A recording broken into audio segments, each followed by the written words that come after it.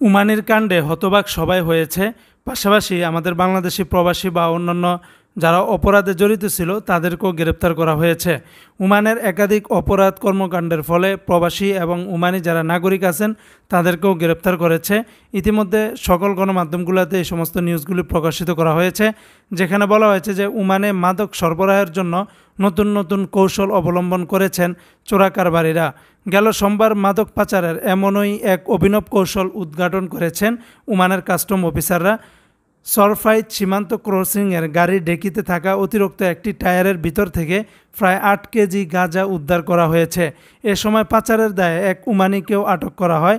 তিনি গাঁজার এই চালান ইয়েমেন থেকে নিয়ে এসেছিলেন ওমানে।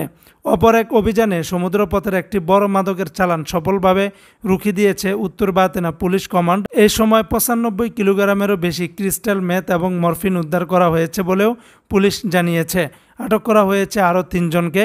একই দিনে সোহারের মুয়াইলা এলাকায় গাড়ি চুরির অভিযোগে এক ওমানি এবং প্রবাসীকে গ্রেপ্তার করা হয়েছে।